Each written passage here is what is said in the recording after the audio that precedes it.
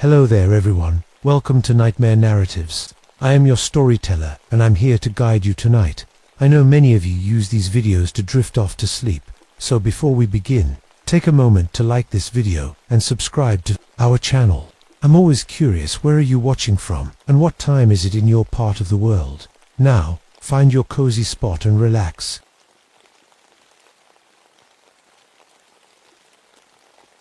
My name is Marcus Whitmore, and I've been a ranger in the Olympic National Forest for 14 years. I've seen plenty of things that would make most people pack up and head back to the city. Bear attacks, hikers who got lost and never made it home, accidents that happen when people don't respect the wilderness. But what I'm about to tell you is different. It's the kind of thing that makes you question everything you thought you knew about the world. I'm 38 years old, a widowed Marine who came back from the war with too many memories and not enough peace. The forest became my sanctuary after my wife Sarah died in a car accident 3 years ago. Out here in the Quinault River Valley, 30 miles from the nearest town, I could find the quiet I needed. The old-growth trees, some of them 800 years old, had a way of putting human problems in perspective. It was October 1967, deep into fog season. The temperature hung around 40 degrees, and by 4 in the afternoon, darkness would start creeping through the canopy. This was when the forest felt most alive and most dangerous. The fog rolled in thick from the Pacific, turning familiar trails into something from another world. I'd been working search and rescue for most of my career. When the Morrison family didn't check in after their 3-day hiking trip, I got the call. Jim Morrison, his wife Carol, and their 2 kids, Tommy, 8, and Susan, 6. They were from Seattle, experienced hikers who knew the rules. They had good gear and a solid plan to hike the Enchanted Valley Trail. The thing is, I'd promised Sarah before she died that I'd always do everything I could to keep families safe out here. She used to worry about me, said the forest was too dangerous for one man to handle alone. Promise me you'll bring them all home, she'd said during one of our last conversations. It was the kind of promise you make to someone you love, never thinking you might have to break it. The Morrison case was different from the start. When experienced hikers don't check in, it usually means injury or equipment failure. Simple problems with simple solutions. But as I drove my truck up the old logging road to their last known position, something felt wrong. The forest was too quiet. No bird calls, no rustling in the underbrush. Even the wind seemed to have stopped. The local Quinault tribe had stories about this area, old stories, the kind that get passed down for generations. They talked about something called the Sitko, a giant forest guardian that had turned evil. Most people wrote it off as folklore, campfire stories to scare tourists. I'd always been one of those people, until I found what was left of the Morrison family. I found their Volkswagen van first, parked at the trailhead exactly where it should be, keys still in the ignition, map spread out on the dashboard showing their planned route. Everything looked normal until I walked around to the back. Their gear was laid out with perfect precision. The children's backpacks were arranged in a straight line, contents organized in a way that made my skin crawl. Socks folded neat as military bunks, snacks arranged by size, toothbrushes lined up like soldiers. No parent packs their kids' stuff that carefully, especially not during a camping trip. I followed the trail toward their planned campsite, my radio crackling with static. The fog was getting thicker, turning the familiar path into something alien. That's when I found their tent. It was shredded, but not the way you'd expect from a bear attack. The cuts were clean, surgical, for parallel slashes through the nylon, made from the outside. Inside, everything was neat and tidy. No signs of struggle, no blood. The sleeping bags were still zipped up, pillows fluffed like they were ready for bedtime. I'd seen bear attacks before.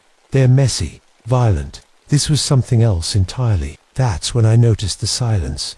In 14 years of working these woods, I'd never heard anything like it. No insects buzzing, no birds calling, no small animals rustling through the undergrowth. Just dead quiet, despite the fact that I could see the tree canopy moving in the wind above me. I called it in on my radio, but all I got was static mixed with something that sounded like humming. Low frequency, almost below the range of hearing. It made my teeth ache. My compass started spinning wildly. North, south, east, west. The needle couldn't decide. I'd been using that compass for 10 years, never had a problem with it. But out here, it was useless. That's when I found the first tracks. 18 inches long, humanoid, but wrong. 5 toes, each ending in what looked like 6-inch claws. The stride length was impossible, nearly 10 feet between prints. Whatever made these tracks was big, bigger than any bear I'd ever seen. I followed the tracks uphill, away from the campsite. The air got colder with each step, dropping what felt like 15 degrees. My breath started coming out in puffs, even though it had been mild weather all day. The tracks led to a massive Douglas fir, maybe 8 feet around. Something had clawed it up, leaving 8 parallel gouges that started 8 feet off the ground and went up another 4 feet. The bark was stripped away in a decorative pattern, like something had been marking territory. But it was the smell that really got to me. Musk, mixed with rotting meat and something else. Something chemically wrong that made my eyes water. It hung in the air like a fog all its own. I found the first blood trail at the base of the tree. Human blood, no question about it. Not enough to suggest fatal wounds, but enough to know someone was hurt. The drops led deeper into the forest, toward the old Quinault burial grounds that were marked off limits to hikers. As I followed the trail, I kept getting the feeling I was being watched. Shadows moved in my peripheral vision, but when I turned to look, nothing was there. The feeling was so strong that I drew my service weapon, a .357 revolver that had never failed me. I lost 3 hours somewhere along that trail. 1 minute I was following blood drops up a hillside. The next I was standing in a clearing 2 miles off my original path, with no memory of how I got there. The sun was setting, and I had no idea what happened to the afternoon. That's when I heard the sound that still wakes me up at night. A howl, but not from any animal I'd ever heard. It was too intelligent, too purposeful. It echoed through the forest like a signal, and I knew with absolute certainty that something had been watching me all day. Something that knew I was there, and wanted me to know it was there too. I found Tommy Morrison the next morning, 200 feet up in the canopy of an old cedar tree. My backup had arrived during the night. Bill Davidson, a 20-year veteran, ranger who'd worked as a logger before joining the service. Bill was tough as nails, the kind of man who didn't scare easily. When he saw me stumbling back to the trailhead after dark, pale and shaking, he knew something was seriously wrong. We went back to the blood trail at sunrise. Bill brought climbing gear, thinking maybe the family had tried to get to high ground for some reason. Neither of us was prepared for what we found. The boy's body was positioned to face east, toward the sunrise. His limbs had been twisted into an unnatural pattern, arranged like he was reaching for something. Around him, pine cones were laid out in a perfect spiral, each one placed with deliberate care. "Jesus Christ," Bill whispered, then threw up over the side of the branch we were standing on. The thing that bothered me most wasn't the positioning. It was the lack of claw marks on the tree trunk. Tommy weighed maybe 60 pounds, but getting him up there should have left gouges in the bark. There were none. Whatever did this had placed the boy in that tree without climbing. We found Carol Morrison in an underground cave formed by the roots of a massive spruce. She was curled up in a fetal position, like she was sleeping. Her body showed no signs of decomposition despite being missing for 4 days. Her skin was waxy and pale, but she looked almost peaceful. Bill started shaking when we found her. This man who'd faced down charging bears and pulled loggers out from under fallen trees was trembling like a child. "This isn't natural predation," he said, his voice barely above a whisper. "This is intelligence. This is something that thinks." We found Jim Morrison hanging from the old log bridge over Cascade Creek. He'd been positioned so he was facing back, toward where his family had been camping. The rope wasn't tied. It was twisted around his neck like a vine, organic and deliberate. That's when I realized what we were looking at. This wasn't random killing. The bodies were arranged to tell a story. The father had been forced to watch his family die before his own death. Someone, or something, had wanted him to suffer. Susan, the 6-year-old, was still missing. We found fresh blood drops leading away from her father's body, heading toward the forbidden burial grounds. The amount of blood suggested she was wounded but alive. Bill refused to go any further. He kept saying something was in his head, making him see things. Images of his own family dying, visions of his own death. He grabbed my arm with both hands and begged me not to continue. "It's not just killing them," he said. "It's playing with them, playing with us." My radio had stopped working entirely. By then, instead of static, it was producing sounds that resembled human screaming, high-pitched wails that rose and fell like a siren. I turned it off. but I could swear I still heard the sounds coming from somewhere in the forest. I continued, alone, following Susan's blood trail as it wound through stands of old growth fir toward the sacred Quinault ground. The tribal warnings were posted every 50 yards. Sacred ground, no entry, but I had a little girl to find. The temperature kept dropping as I climbed. The fog got thicker, reducing visibility. To maybe 10 feet my breath came out in white puffs, and frost started forming on the fallen logs around me. The blood trail led to a 40-foot waterfall that cascaded into a dark pool below. The tracks showed that Susan had been carried, not dragged. Whatever had taken her was strong enough to carry a child while maintaining perfect balance on treacherous terrain. At the edge of the waterfall, I found something that made my blood run cold. Carved into the rock face were symbols I didn't recognize, but that somehow felt familiar. They seemed to shift and move when I wasn't looking directly at them. Below the symbols, scratched into the stone in a child's handwriting, were 2 words. It showed me. That's when I heard Susan crying. The sound came from behind the waterfall, where the rock face formed a natural cave. I rappelled down using Bill's climbing gear, my hands shaking so badly I could barely work the ropes. Inside the cave, I found what could only be described as a nest. Human bones arranged in careful patterns, mixed with branches and moss and things I didn't want to identify. At the center, Susan Morrison sat perfectly still, her eyes wide open but seeing nothing. She was alive, but something fundamental had been broken inside her. When I touched her shoulder, she didn't react. When I spoke her name, she didn't blink. But she was breathing, and her heart was beating, and that was enough. As I lifted her to carry her out, she spoke for the first time. "It showed me what happened to everyone," she whispered. "It showed me what's going to happen to you." The creature emerged from the fog like something out of a nightmare. 9 feet tall, covered in dark matted hair that seemed to absorb light. Its eyes were amber, bright and intelligent in a way that made my skin crawl. This wasn't an animal. This was something that had once been human. Susan went completely rigid in my arms, not from fear, but from recognition. "That's him," she said, in a voice too calm for a six-year-old. "That's the one who arranged everyone." The creature didn't make a sound as it approached. It moved with perfect balance despite its size, feet placing themselves with deliberate care on the rocky ground. When it was close enough that I could smell its breath, rotting meat, and something sweet like overripe fruit, it spoke, not with its mouth.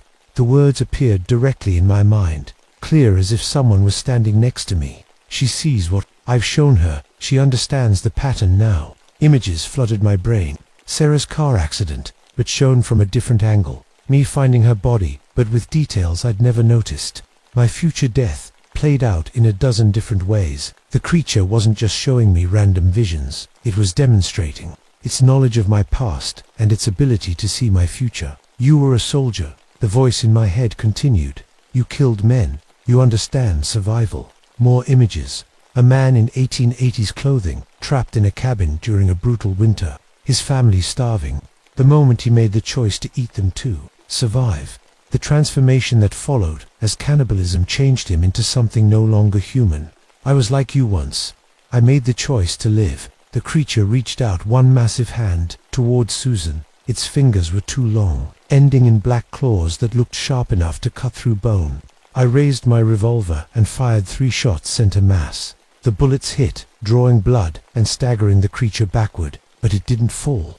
Instead, it looked at me with what might have been amusement. "Iron," it said in my mind. I remember iron.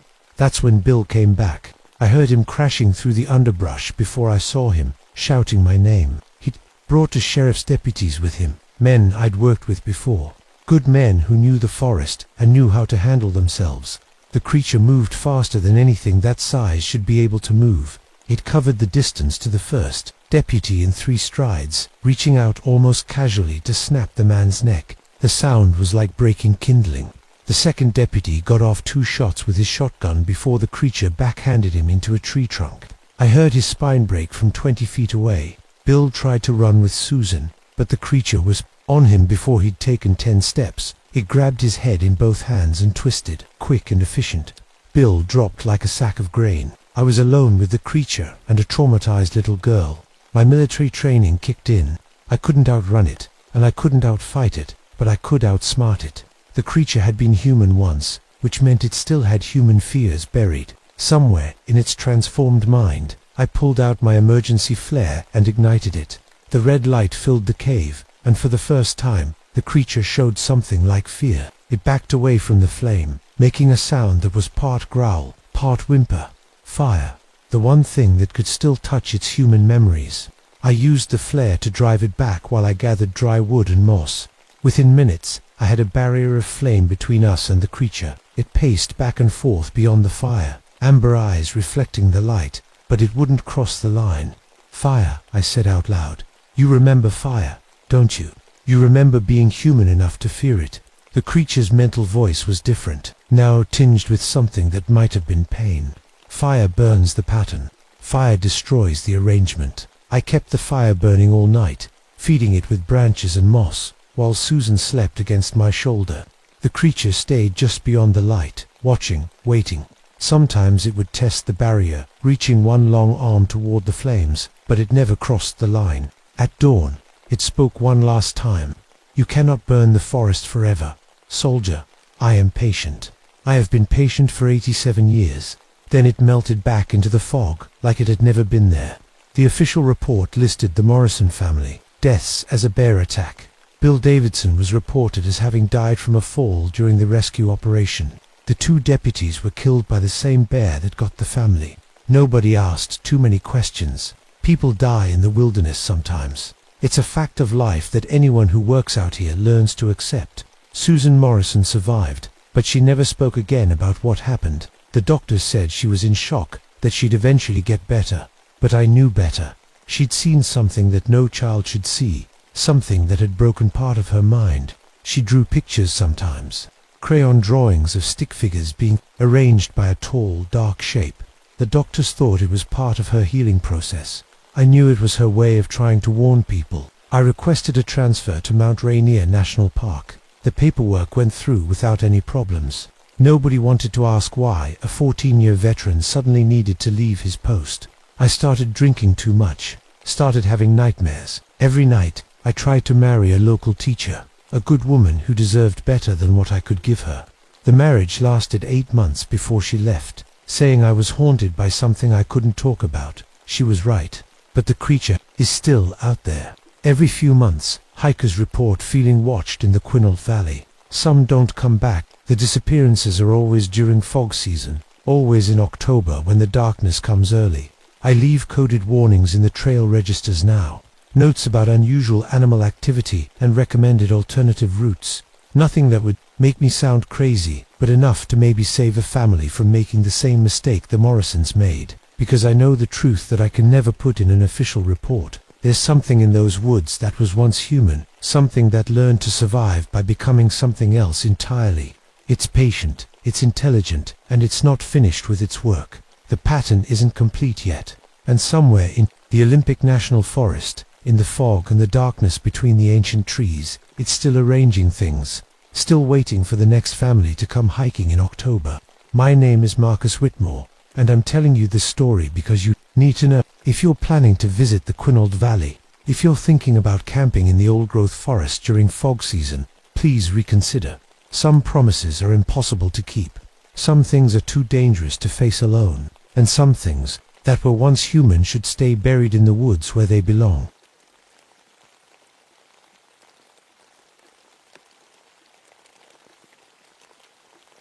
My name is Alina Reeves, and I've been a ranger in the Superior National Forest for 11 years. People think it's a quiet job, but when you're dealing with Minnesota winters and thousands of acres of wilderness, quiet can turn deadly fast. I'm half Ojibwe, though I didn't grow up on the reservation. My grandmother used to tell me stories about the old spirits that lived in these woods. Wendigo, she called them. Giants that ate people when the winter got too hungry. I always figured they were just stories to keep kids from wandering off into the forest. February 1978 was the coldest I'd ever seen. The thermometer hit 40 below for 6 straight days. That's cold enough to freeze your breath before it leaves your mouth. Cold enough to kill you in minutes if you're not careful. The kind of cold that makes the trees crack like gunshots in the night. I was stationed at the Boundary Waters, right on the Canadian border. Beautiful country most of the time, but in winter it becomes something else. Something that doesn't want you there. We only got about 6 hours of real daylight, and the rest was just grey twilight that made everything look dead. The call came in on a Tuesday morning. 3 brothers from Duluth had gone ice fishing up on Basswood Lake. Jake, Pete, and Mike Kowalski. They'd been due back 3 days ago, but nobody had heard from them. Their families were worried sick, probably just having too good a time, my supervisor said over the radio. You know how fishermen are, but I didn't think so. These weren't weekend warriors. The Kowalski brothers knew the woods. They'd been coming up here for 15 years. They knew you didn't mess around when it got this cold. I loaded up my snowmobile with emergency gear and headed out. The wind was howling across the lake, picking up snow and throwing it around like glass dust. My face mask froze solid within the first mile. The ride to their camp took 40 minutes through forest that looked like it had been carved from ice.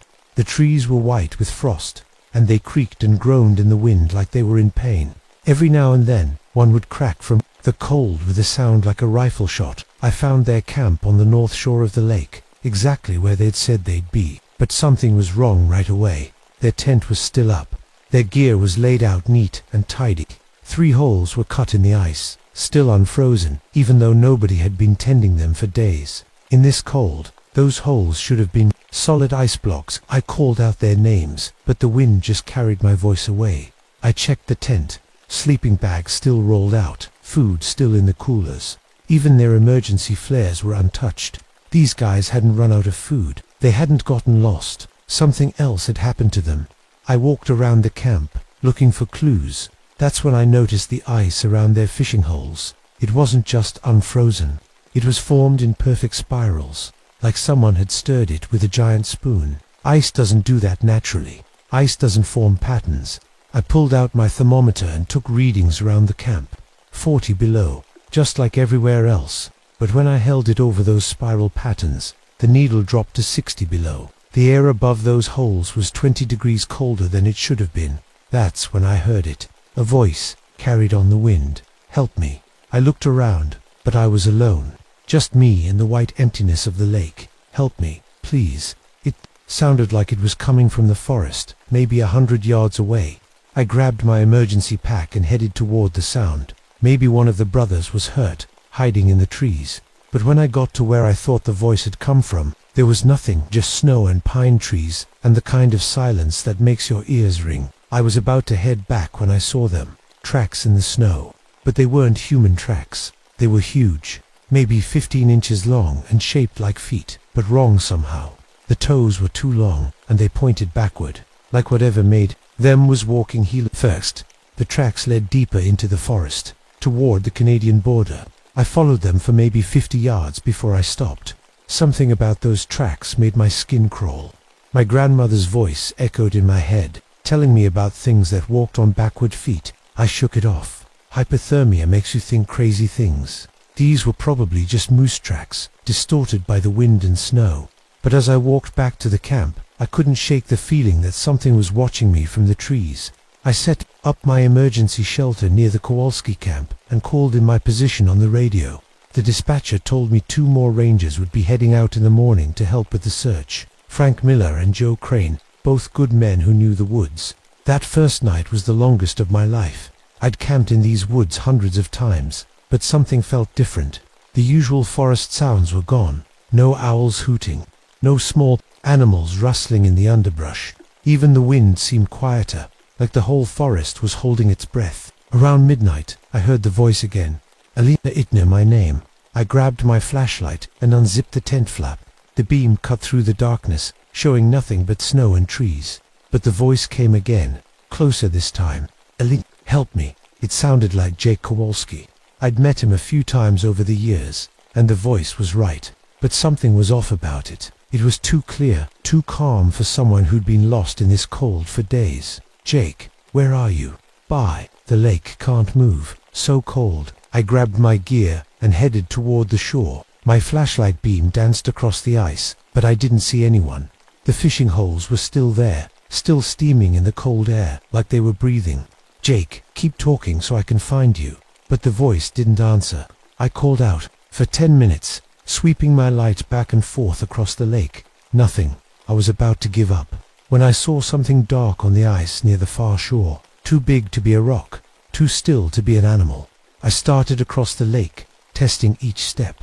Ice fishing meant the lake was frozen solid, but you never take chances. The dark shape got bigger as I got closer. Then my light hit it, and I saw what it was. Pete Kowalski was lying face down on the ice, about 30 yards from shore. His winter coat was torn open, and there was blood in the snow around him. A lot of blood. I ran the last 20 yards, dropping to my knees beside him. He was frozen solid, had been dead for days. But that wasn't the worst part. Something had been eating him. His back was torn open, ribs showing white in my flashlight beam. Chunks of meat were missing from his arms and legs. But it wasn't like a bear attack or wolf kill. The cuts were too clean, too precise, like someone had used a knife and fork. I'd seen animal attacks before. This wasn't animals. I rolled him over, and that's when I saw his face. His mouth was open in a scream, and there were bite marks on his cheeks. Big ones. The teeth that made them had to be 4 inches long.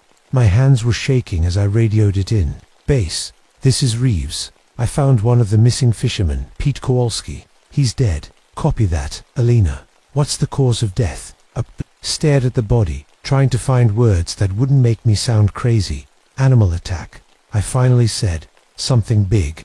But even as I said it, I knew it wasn't true. No animal made bite marks like that. No animal ate people with that kind of precision. I was photographing the scene when I heard footsteps behind me, heavy steps, crunching through the snow. I spun around, flashlight raised. Who's there? The steps stopped. I played my light across the shore, but didn't see anything. Just trees and shadows. Jake, Mike, is that you? Nothing. I went back to documenting Pete's body, but I could feel eyes on me, watching from the darkness beyond my light. Every few minutes I'd spin around, but there was never anything there. It took me an hour to finish with the photos and measurements. The whole time, I kept hearing things. Footsteps in the snow, branches breaking. Once, I could have sworn I heard breathing, slow and deep, coming from right behind me. When I finally started back to shore, I noticed something that made my blood freeze. There were new tracks in the snow around Pete's body, the same backward footprints I'd seen at the camp. But these were fresh, made while I was working. Whatever killed Pete Kowalski had been watching me the whole time. I made it back to my tent and zipped it shut, but I didn't sleep. I sat with my back to the tent wall, rifle across my knees, listening to the night. Every sound made me jump. Every shadow looked like something moving. Around 3 in the morning, I heard Jake's voice again. Alina, I'm so hungry. This time, I didn't answer. This time, I knew it wasn't really Jake talking, because Jake's voice was coming from right outside my tent. Frank and Joe showed up just after sunrise, their snowmobiles loud in the morning quiet. I'd never been so happy to see anyone in my life. You look like hell, Frank said, pulling off his helmet. He was an older guy, maybe 50, with grey hair and kind eyes. Rough night. I told them about finding Pete's body, but I left out the weird parts. The backward tracks, the voices, the feeling of being watched. Frank was practical. Joe was young and eager. Neither would believe me. Could be a bear, Joe suggested. They don't always hibernate when it gets this cold. Frank shook his head. Bears don't hunt on lake ice. And they sure don't drag bodies around. We spent the morning searching the area around Pete's body. Frank took more photos while Joe and I looked for tracks. The backward prints were still there in the snow, but now there were others too. Human prints, leading from the shore into the forest. These look fresh, Joe said, kneeling beside them. Maybe one of the other brothers. The tracks were easy to follow in the deep snow. They led us about half a mile into the woods, to a small clearing, where the trees opened up. That's where we found Jake Kowalski. He was alive, but barely, sitting with his back against a pine tree, staring straight ahead, with eyes that didn't blink. His lips were blue, and there were ice crystals in his beard. He'd been sitting there for hours. Jake, I called, approaching slowly. Jake, can you hear me? He turned his head toward me, and I saw his mouth. It was stained with blood, fresh blood. So hungry, he whispered, so cold and hungry. Frank was already on the radio, calling for a medical evacuation. Joe was checking Jake's pulse, looking for signs of frostbite. But I was staring at Jake's fingernails. They were broken and bloody, like he'd been clawing at something. Jake, where's your brother Mike? Jake smiled, and I saw that his teeth were red. Mike kept me warm, he said. Mike tasted good. Frank and Joe looked at each other. Joe stepped back from Jake like he was contagious. Hypothermia, Frank said quietly, makes people say crazy things. But I was looking past Jake, into the trees behind him. There was something hanging from a branch about 20 feet away, something that looked like clothes. I walked over for a closer look, and my stomach turned over. It was Mike Kowalski, or what was left of him. He was hanging upside down from a pine branch 30 feet off the ground, his body frozen solid. His winter coat was gone, and most of his chest was torn open. But it was impossible. There was no way to get a body up that high. The tree had no low branches, nothing you could climb. It was like someone had thrown him up there. "Frank," I called, "you need to see this." Frank took one look and started throwing up in the snow. Joe just stood there with his mouth open. "How did he get up there?" Joe whispered. I didn't have an answer, but as I stared up at Mike's body, I noticed something else. The branches around him were arranged in a pattern, a perfect circle, like someone had twisted them into position. "We need to get Jake out of here," Frank said, wiping his mouth. "Get him to a hospital." But when we turned around, Jake was gone. The tree he'd been leaning against was there. The depression in the snow where he'd been sitting was there. But Jake Kowalski had vanished. Where did he go? Joe spun around, looking in all directions. He was right here. I found his tracks leading away from the tree, but they weren't normal footprints anymore. They were the same backward tracks I'd been seeing, like Jake's feet had turned around while we weren't looking. "This is wrong," I said, more to myself than the others. "This is all wrong." Frank was trying to stay calm, but I could hear the fear in his voice. "People don't just disappear. He's injured and confused. He can't have gone far." We followed Jake's tracks deeper into the forest. They led us in a wide circle, always staying just out of sight. Every few hundred yards, we'd find signs that he'd stopped. A broken branch, a handful of snow disturbed. Once, we found blood in the snow, still warm. "Jake," Frank called out, "we're here to help you. Just come out and talk to us." That's when we heard the answer, but it wasn't coming from ahead of us on the trail. It was coming from behind us, back toward the camp. "Help me," Jake's voice called. "I'm so hungry." We looked at each other. If Jake was behind us, whose tracks were we? Following Joe was the first to break. "I don't like this," he said. "Something's not right here." I was about to agree when Frank's radio crackled to life. "Base to Miller. Come in, Frank." Frank grabbed his radio. "Miller here." "Frank, we just got a call from the Kowalski family. Jake showed up at their house an hour ago. He's alive, but he's in bad shape. They're taking him to the hospital now." Frank stared at the radio like it was speaking Chinese. "That's impossible. Jake's here in the woods with us."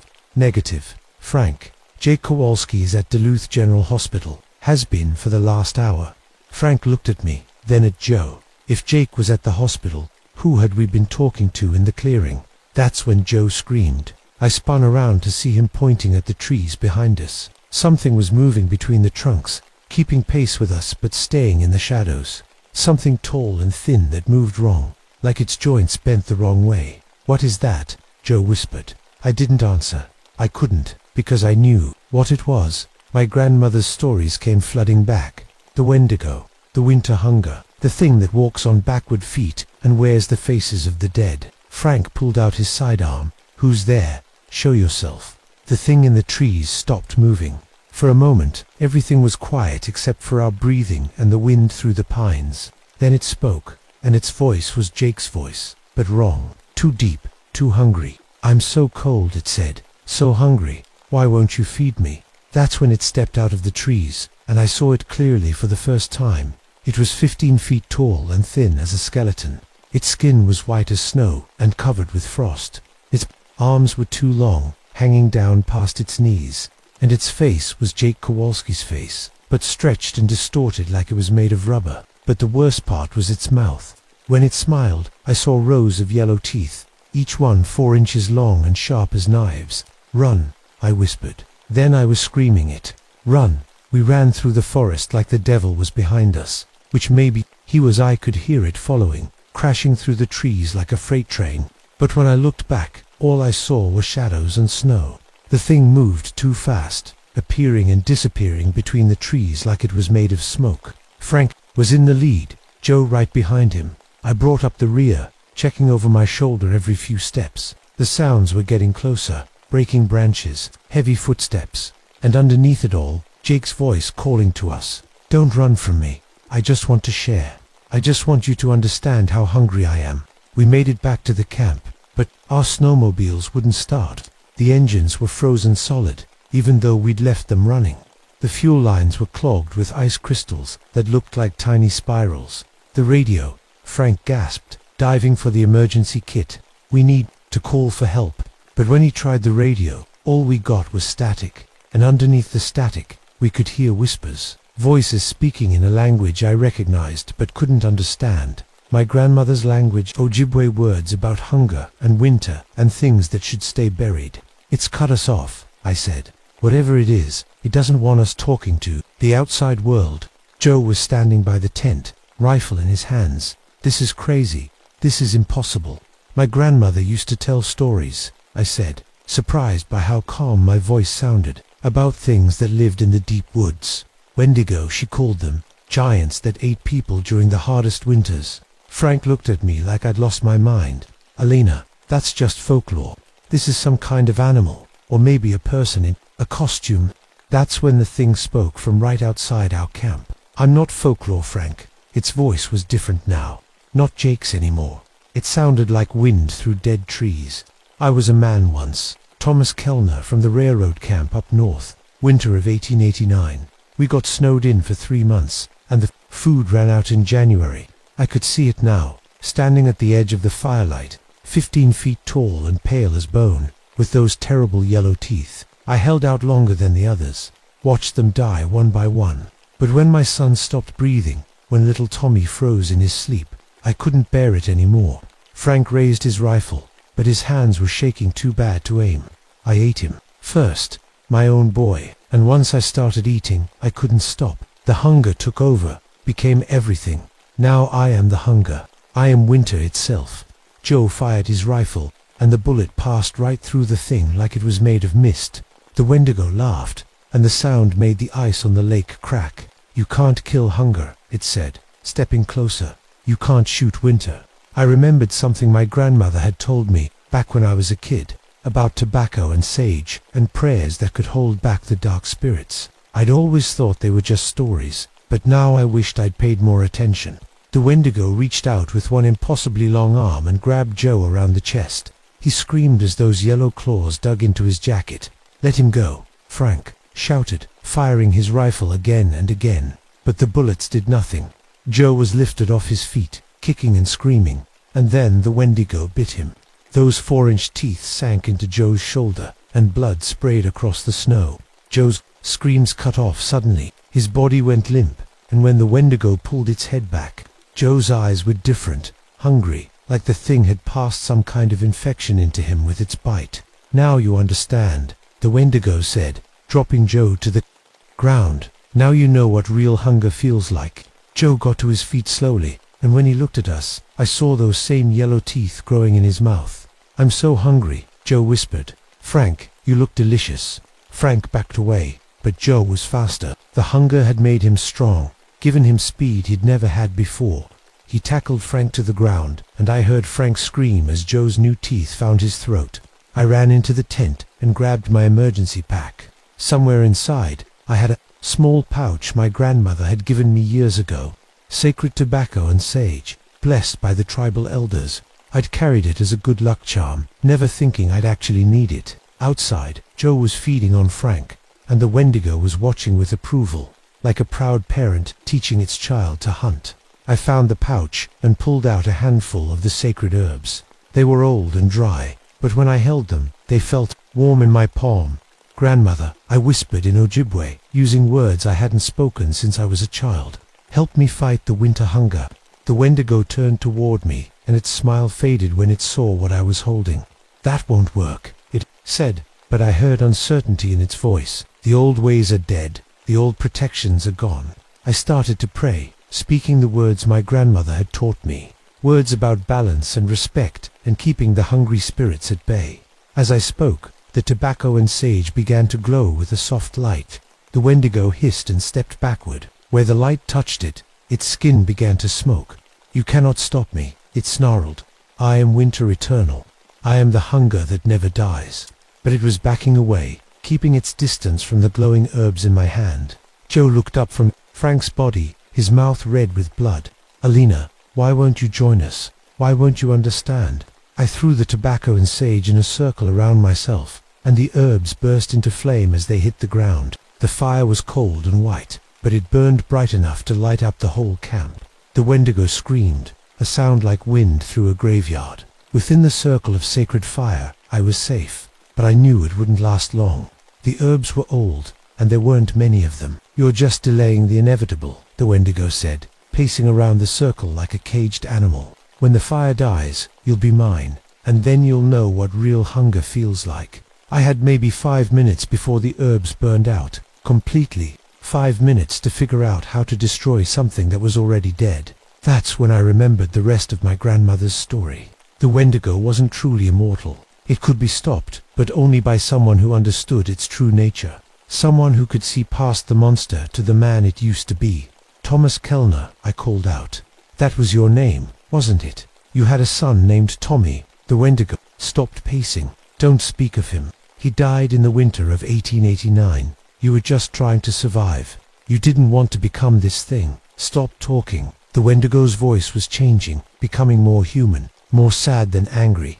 "You've been hungry for almost 100 years, but it's not food you're hungry for, is it? It's forgiveness." The Wendigo fell to its knees outside my circle of fire. When it looked up at me, its eyes were human eyes, tired and full of pain. "I ate my own son," it whispered. "What kind of father does that? What kind of man?" "A desperate one," I said. "A man who'd been pushed past his breaking point." The sacred fire was getting dimmer. I had maybe 2 minutes left. "Thomas, you can let go now. You can stop being hungry. Tommy forgives you." The Wendigo looked up at me with hope in its terrible eyes. "How do you know?" "Because children always forgive their parents, even when their parents can't forgive themselves." The sacred fire flickered and went out, but the Wendigo didn't move. It stayed on its knees in the snow, and slowly, its form began to change. The pale skin became normal flesh. The yellow teeth became white. The 15-foot frame shrank down to the size of a man. For just a moment, I saw him as he'd been in life. Thomas Kellner, railroad worker, father, just a man trying to survive an impossible winter. Then the wind picked up, and he crumbled too. Dust. The dust scattered across the snow and was gone.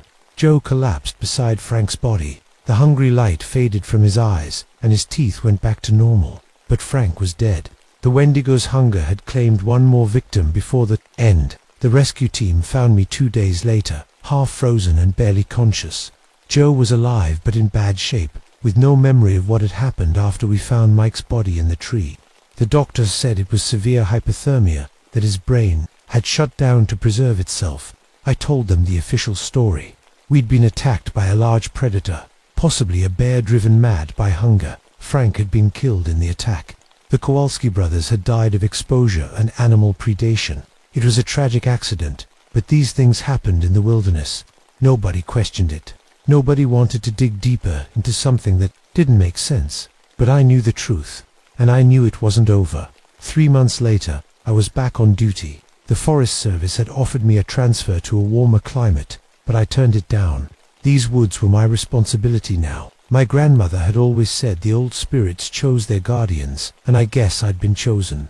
I started carrying the sacred tobacco and sage again, fresh supplies from the reservation, blessed by the tribal elders who remembered the old stories, just in case. Because even though Thomas Kellner was at rest, the hunger he'd awakened was still out there. I could feel it in the coldest nights, when the wind howled through the trees and the temperature dropped below 30. A restless presence, looking for someone desperate enough to listen to its whispers. The missing persons report started again the next winter. Hunters and campers who went into the deep woods and never came back. Always during the coldest spells, always when the snow was deepest. I investigated every one. Most were just accidents, people who got lost or fell through thin ice. But some were different. Some had that wrongness about them that I'd learned to recognize. The spiral patterns in the ice, the backward tracks in the snow, the feeling of being watched by hungry eyes. I became the liaison between the Forest Service and the Ojibwe Nation, helping to establish new safety protocols for the winter months. Officially, it was about preventing hypothermia and animal attacks. Unofficially, it was about keeping the old protections alive. Jake Kowalski recovered physically, but he never came back to the woods. He moved to Florida and got a job in construction. He sends me a Christmas card every year, and every year he writes the same thing. Thank you for bringing me home. He doesn't remember what happened to him out there, and that's probably for the best. Some knowledge is too heavy to carry, but I remember every detail of those 3 days when winter showed me its true face. And I remember the lesson my grandmother tried to teach me when I was young. Respect the wilderness, because it's older and stronger than you'll ever be. The Wendigo Thomas Kellner created was gone, but the hunger itself was eternal. It would find new hosts, new vessels for its endless need. That's the way it had always been, since the first human discovered that survival sometimes meant doing the unthinkable. My job now was to stand guard, to watch for the signs and be ready when the hunger stirred again, to carry the sacred fire that could hold back the darkness, at least for a little while, because winter always comes back. And when it does, something comes with it, something that walks on backward feet and wears the faces of the dead, something that's always hungry. I keep the tobacco and sage close, and I listen to the wind. And when the temperature drops and the snow begins to fall, I remember Thomas Kellner's words, "You can't kill hunger. You can't shoot winter, but you can stand against it. You can hold the line, at least until spring comes again." My name is Thomas Everett, and I've been a ranger at Mark Twain National Forest in Missouri for 16 years. I've seen bears attack campers, pulled bodies from rivers, and dealt with poachers who'd shoot anything that moved. I thought I knew every danger these woods could throw at me. I was wrong. It was August 1985, the hottest summer anyone could remember. The trees were dying from the heat, and even the streams had slowed to a trickle. I'd been working double shifts because 2 other rangers had quit that month.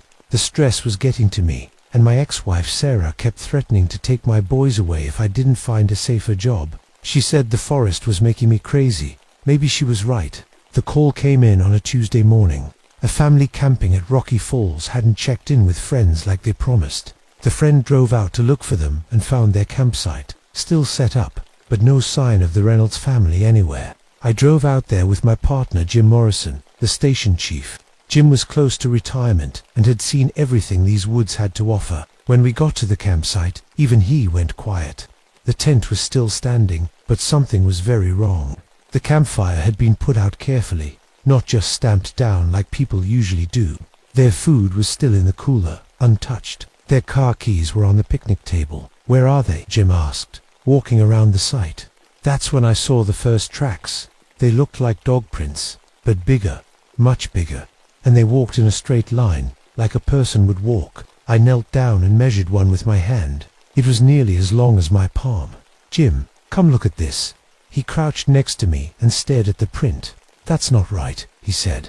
"Dogs don't walk like that." We followed the tracks for about 50 yards before they disappeared into the rocky creek bed. But we found something else that made my blood run cold.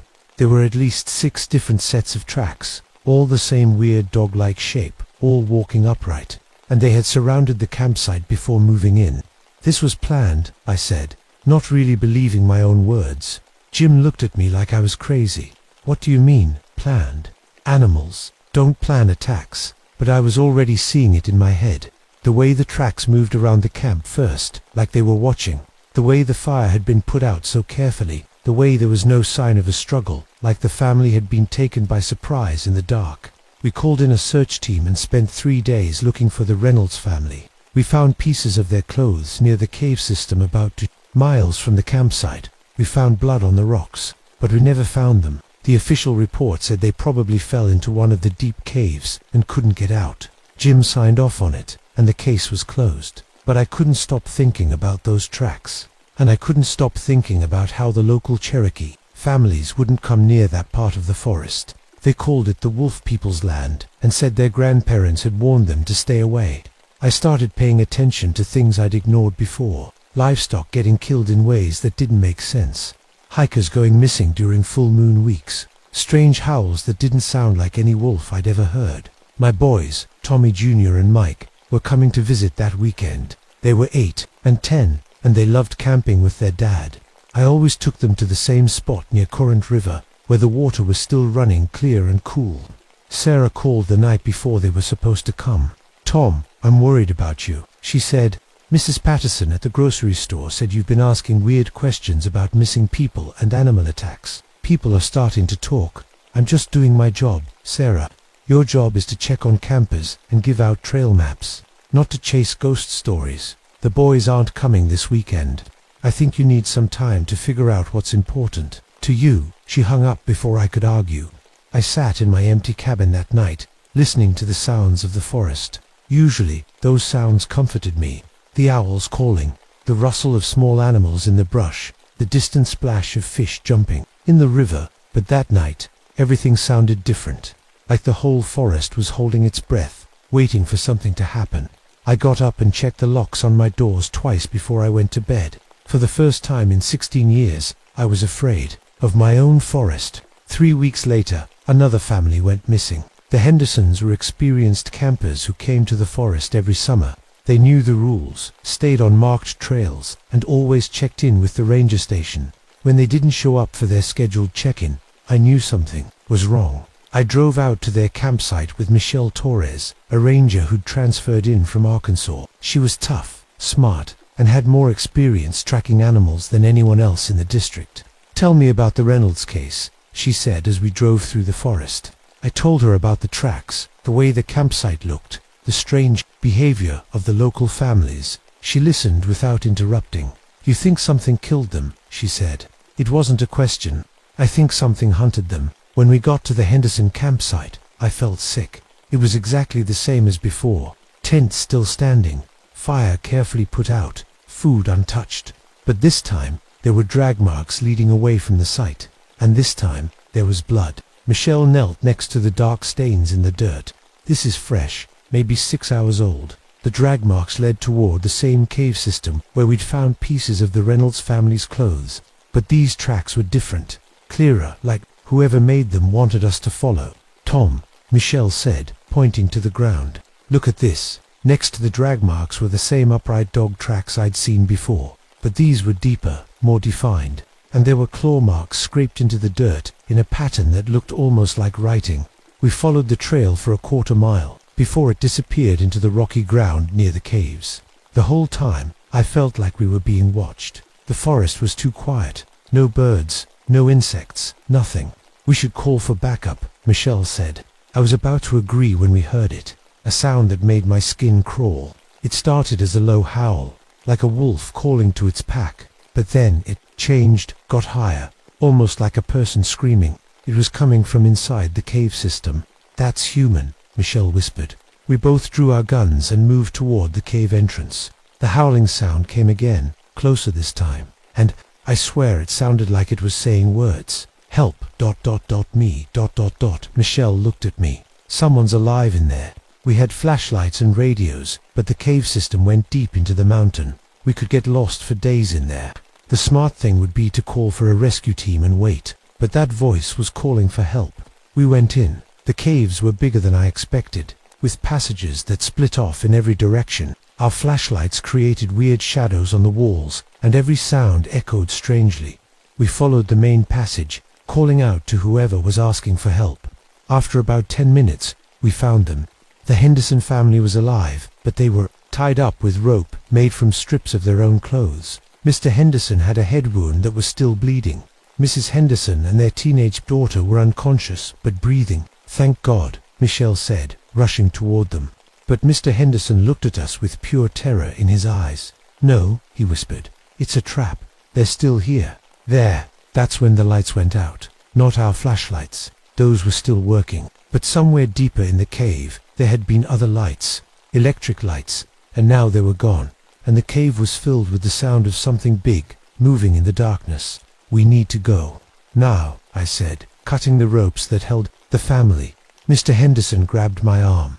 "They walk like people," he said. "But they're not people. They've been keeping us here for days, bringing us food, like we're pets." A howl echoed through the cave, and this time I could tell it was coming from something that had human vocal cords but wasn't human anymore. We got the family moving, with me and Michelle covering the rear. Mrs. Henderson and the daughter were weak but could walk. Mr. Henderson kept looking over his shoulder and whispering, "They're coming, they're coming." We were maybe 50 yards from the cave entrance when we saw the eyes, yellow eyes, reflecting our flashlight beams, watching us from the shadows. At first I thought it was just one animal, but then I realized there were multiple sets of eyes. They were surrounding us. "Keep moving," I told the family. "Don't stop, no matter what happens." One of the creatures stepped into our light. I'll never forget what I saw. It was roughly the size and shape of a man, but covered in dark fur. Its face was long like a wolf's, with teeth that caught the light, but its eyes were intelligent, almost human, and it was standing on two legs, wearing the torn remains of what looked like hiking clothes. It tilted its head and looked right at me. Then it spoke. "You shouldn't have come here," it said in a voice that was part growl, part human speech. Michelle screamed. The creature lunged at us, and I fired 3 shots center mass. The bullets hit it, but it barely slowed down. It knocked me flat and stood over me, its claws digging into my chest. "The pack is growing," it said. "Soon, you'll understand." Then Michelle hit it with her flashlight, and it backed off long enough for us to run. We made it out of the cave with the Henderson family. We got them to the hospital. We filed our reports, but I couldn't stop thinking about what the creature had said. The pack is growing, and I couldn't stop thinking about how it had been wearing human clothes. The next 2 weeks were hell. The Henderson family recovered, but they wouldn't talk about what happened in the cave. Every time someone asked, they'd get this look in their eyes like they were seeing something terrible, and they'd clam up. Mr. Henderson pulled me aside when I visited them at the hospital. "That thing that talked to us," he said. "It used to be human. It told us its name was David McCready. Said he went missing 2 years ago." I knew that name. David McCready was a hiker who'd disappeared in 1983. We'd found his torn clothes and some blood, and figured a bear had gotten him. The case was closed. "He's their leader now," Mr. Henderson continued. "He told us about the pack, how they choose people to join them. He said we were lucky they picked us for something special." "What do you mean, special?" Henderson's hands were shaking. "He said they were going to turn us into what they are, that the full moon was coming, and then we'd understand everything." I felt cold all over. "When's the next full moon?" 3 days. I went straight to the station and pulled every missing person file from the last 5 years. The pattern was clear once I knew what to look for. People disappeared in groups of 3 or 4, always during the week before a full moon. Their campsites were always found undisturbed, like they'd just vanished, and it was getting worse. The disappearances were happening more often, and covering a wider area. I showed the files to Michelle. She studied them for a long time. "It's like they're expanding their territory," she said, "or growing their pack." We decided to stake out the area around the caves during the full moon. If these things were planning something, we wanted to be ready. Jim Morrison thought we were crazy. "You're talking about werewolves," he said. "This is Missouri, not some horror movie." "Then explain the Henderson family," Michelle said. "Explain the tracks. Explain how a missing hiker from 1983 is somehow still alive and leading a pack of whatever these things are." Jim didn't have an answer for that. We set up surveillance equipment near the cave entrance and took shifts watching. The first night was quiet. The second night, we heard howling in the distance, but nothing came near the caves. On the third night, the night of the full moon, they came for us. I was on watch when I saw them moving through the trees. 7 shapes, walking upright, but moving with an animal's grace. They knew we were there.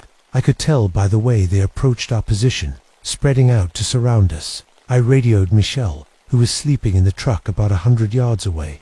"They're here," I whispered. The radio crackled with static, then went dead. The largest of the creatures stepped into the moonlight, where I could see it clearly. It was the same one from the cave, the one that had spoken to me. David McCready, or what he'd become. "Thomas Everett," it said, and my blood went cold. "It knew my name. You've been watching us," it continued, "learning about us. That shows intelligence. That shows you might be worth keeping."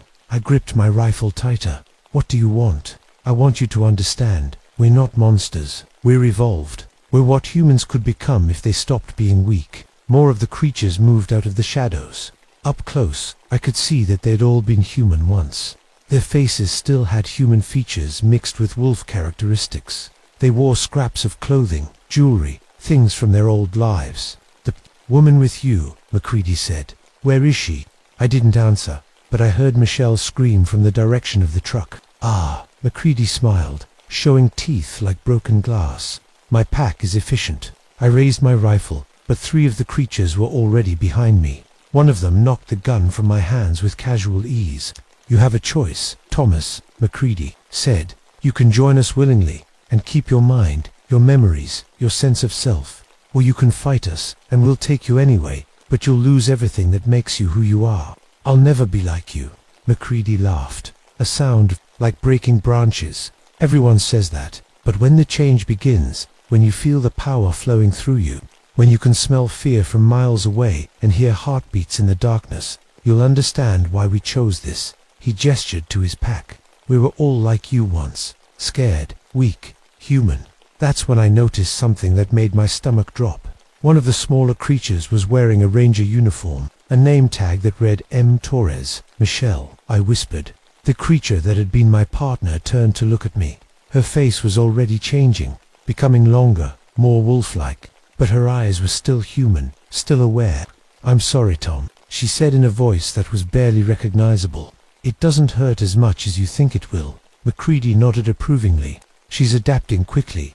The change works faster on some people than others. By tomorrow night, she'll be fully transformed. He walked closer to me. Your turn.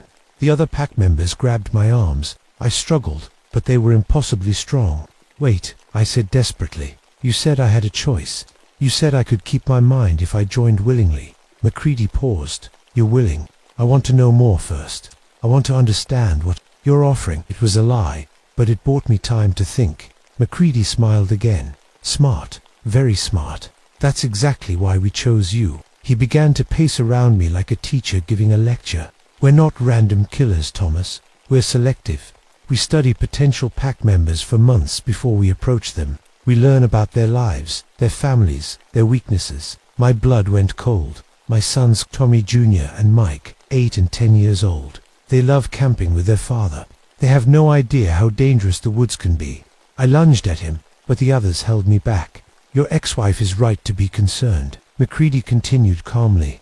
This job is dangerous, but not in the way she thinks. The danger isn't to you. It's to everyone you care about. He leaned in close. Join us, and your family is safe. We protect our own. Fight us, and we'll visit them next. That's when I made my decision. I pretended to give in. Okay, I said, letting my shoulders sag in defeat. Okay, I'll do it. But I want to see Michelle first. I want to make sure she's all right. McCready studied my face for a long moment. Then he nodded to the others, and they released my arms. Of course, pack loyalty is important. He led me toward the cave entrance, with the other creatures following. Michelle was there, sitting on the ground with her back against the rock wall. The change was happening fast. Her hands had become claws, and her face was stretched into something between human and wolf. Tom, she said when she saw me, don't let them do this to you. It's too late for warnings, McCready said. He's already made his choice. But Michelle caught my eye and glanced down at her belt. Her emergency flare was still there, hidden under her jacket. Fire. I remembered reading that wolves were afraid of fire. I want to understand the process, I said to McCready. How does the change work? He was happy to explain. The transformation took 3 days during a full moon cycle. First, the enhanced senses, then the physical changes, then finally the mental shift that would make me part of the pack. The beauty of it, he said, is that you'll remember choosing this. You'll remember being human, but you won't care. You'll understand that this is better. While he talked, I slowly worked my way closer to Michelle. The other pack members were relaxed now, thinking I'd given up. What about my job, my life? You'll disappear, McCready said. Another missing person case. Your ex-wife will get a call saying you never came back from patrol. Eventually, they'll find some torn clothes and blood, and everyone will assume you had an accident. And then you help us grow the pack. You know these woods better than anyone. You know which campers to target, which families are isolated, which areas the other rangers don't patrol regularly. That's when I grabbed Michelle's flare. I pulled the pin and fired it directly into McCready's chest. The magnesium burned white-hot against his fur, and he screamed like nothing I'd ever heard. The other pack members lunged at me, but I had Michelle's whole belt of emergency equipment. I fired 3 more flares in quick succession, and suddenly, the cave entrance was full of burning light and smoke. The creatures couldn't handle it. They backed away, covering their eyes and howling in pain. "The fire!" Michelle shouted, still mostly human. "They can't stand the fire." I grabbed her, and we ran for the cave entrance. Behind us, MacCready was roaring orders to his pack, but they were confused and scattered by the flames. We made it outside, but I knew they'd follow us once the flares burned out. We needed to get to the truck and get help, but the truck wouldn't start. They'd sabotaged it while we were in the cave. "The radio," Michelle said. Her voice was getting more strained. As the change continued, "Call for backup." I tried, but got only static. We were on our own. That's when I remembered the emergency supply cache hidden in the ranger station about 2 miles away. It had more flares, a satellite phone, and other equipment we could use. "Can you make it that far?" I asked Michelle. She nodded, but I could see it was getting harder for her to think clearly. We started running through the forest, following trails I'd known since I was a kid. Behind us, I could hear the pack howling as they picked up our scent. They were faster than us, and they knew these woods almost as well as I did. But I had one advantage. I knew about the old fire roads that the Forestry Service had cut years ago. They were grown over now, but still passable if you knew where to look. We made it about a mile before they caught up with us. MacCready appeared out of the darkness ahead of us, blocking our path. His chest was still burned from the flare, but he was already healing. "That was clever," he said. "But now you've made me angry." The rest of the pack surrounded us. In the moonlight, they looked like something out of a nightmare. But I noticed something important. They were keeping their distance from me, because I still had 2 flares left. "Michelle," I said quietly, "when I give the signal, run for the ranger station. Don't look back. I can't leave you. You're still changing. If you stay human long enough, maybe we can find a way to reverse it." MacCready laughed. "There is no reversing it. She's already one of us. Look at her hands." Michelle's claws had grown longer, and fur was spreading up her arms. "Fight it," I told her. "Remember who you are." That seemed to anger MacCready more than anything. "She doesn't want to fight it. Tell him, Michelle. Tell him how good it feels." Michelle looked at me with eyes that were already starting to turn yellow. "Tom," she said, and her voice was barely human now. "I can hear everything. Every heartbeat, every breath, every insect in the forest, and I'm not afraid anymore." She turned to face MacCready. "I want to hunt." My heart broke. I'd lost her, but I still had the flares. I fired both of them at the same time, one at MacCready and one at the ground between us. The sudden explosion of light and heat scattered the pack again, and I ran for the station. I could hear them following me, crashing through the underbrush like a pack of real wolves. But the fire had given me enough of a head start. I made it to the ranger station and barricaded myself inside. The satellite phone worked, and I called for backup, but the nearest help was hours away. The pack surrounded the building and began testing the doors and windows. I could see their shapes moving in the darkness outside. Then MacCready's voice came from right outside the main door. "Thomas, you're only delaying the inevitable. We have all night, and tomorrow night, and the night after that. Eventually, you'll have to come out." "Maybe," I said. "But I've got something you don't." "What's that?" I held up a can of gasoline from the emergency supplies. "Insurance." There was silence from outside. "You'll burn yourself alive before you'll join us." "If I have to." Another long pause. Then MacCready spoke again, but his voice was different, more human. "You know, Thomas, I wasn't always like this. I used to be like you. I had a family, a job, a normal life. What happened?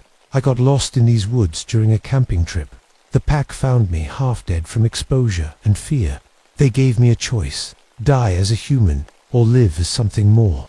So you chose this. I chose survival and power and freedom from all the small, stupid concerns that make human life so miserable." I could hear him moving around the building, testing for weak points. "Your ex-wife is right. You know," he continued. "This job is killing you. The stress, the isolation, the things you see out here. How long before you break down completely?" He was right, and that scared me more than anything else. "We can smell your fear, Thomas. We can smell your loneliness. You don't have to be alone anymore." That's when I realized something. The pack wasn't just hunting me. They were trying to convert me, even now. Everything MacCready was saying was designed to make me doubt myself, to make joining them seem like the reasonable choice. I poured gasoline around the inside of the station and lit a match. One step closer, and I drop it. I called out. The noises outside stopped. You're bluffing.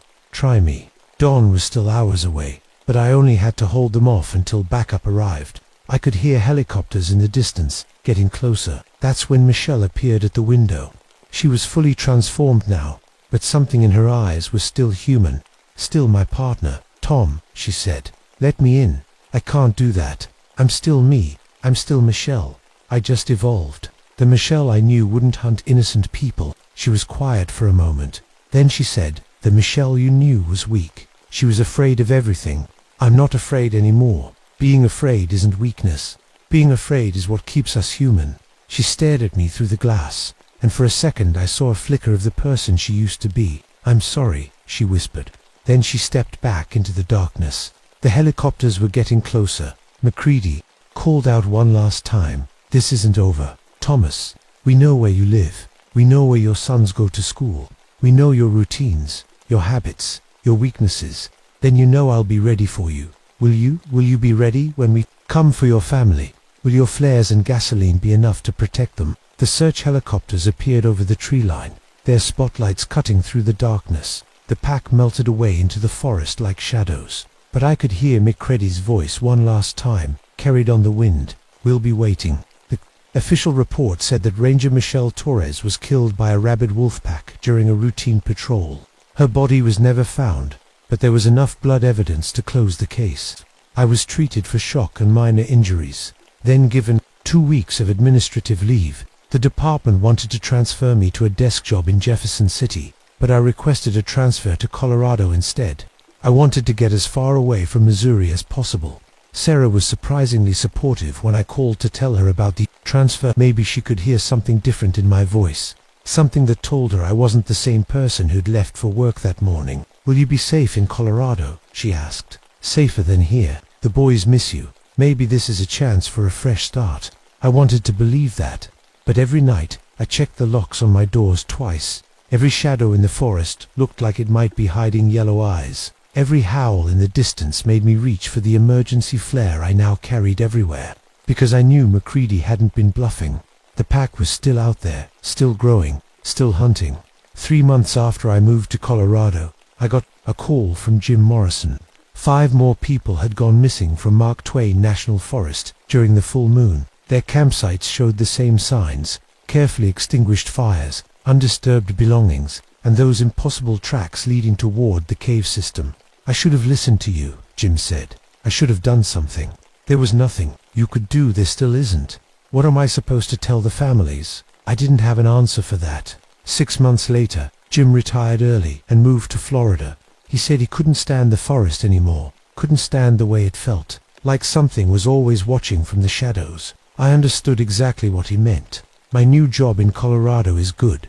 I patrol ski areas and deal with lost hikers and minor emergencies. Normal ranger work. Human problems with human solutions. But I still carry emergency flares. I still check missing person reports from Missouri. And every full moon, I make sure my sons are safely inside, with all the doors locked and every light in the house turned on, because I know the pack is still growing. I know they're still recruiting. And I know that someday, MacReady will make good on his promise. Sarah got full custody of the boys after the transfer. She said I was too unstable to be a proper father. Maybe she's right. Maybe it's better if they stay far away from me and the things that hunt in the darkness. But sometimes, when I'm patrolling alone in the Colorado mountains, I hear howls that don't sound like any wolf I've ever known. I see tracks that are too big, too human-like. I find campsites that have been abandoned too cleanly, with fires that have been put out too carefully. And I know that the pack didn't stay in Missouri. They're spreading. Last week, I got a letter with no return address. Inside was a newspaper clipping about missing hikers in Arkansas, and a photo of a Forest Service ranger who'd disappeared during a search and rescue operation.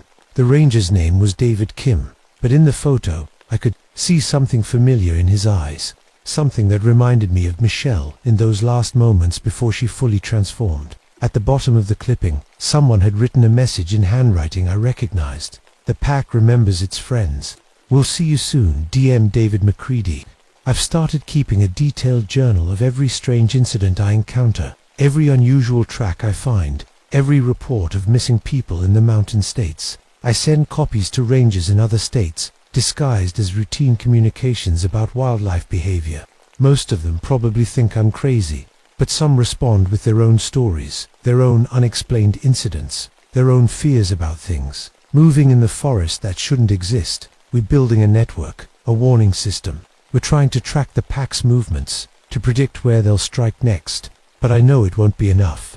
The pack is smarter than we are, more organized than we are. They're not just animals anymore. They're something new, something evolved for hunting humans, and they're patient. Sometimes I wonder if I should have made the other choice that night in the cave. If I should have joined them instead of fighting them. Michelle seemed happy, in her way, free from fear, free from doubt, free from the burden of human weakness. But then I think about my sons, about the families who've been torn apart by these creatures, about the rangers and campers and hikers who've died, or disappeared, or been transformed into something monstrous. And I know I made the right choice, even if it means spending the rest of my life looking over my shoulder, even if it means never being able to enjoy the peace of the forest again, even if it means living with the knowledge that somewhere out there, in caves and abandoned buildings and deep wilderness areas, a pack of creatures that used to be human is growing stronger and more organized with each passing moon. There, still hunting, and someday they'll come for me. But when they do, I'll be ready. I have to be, because I'm the only one who knows the truth about what's really stalking through America's forests. And I'm running out of flares.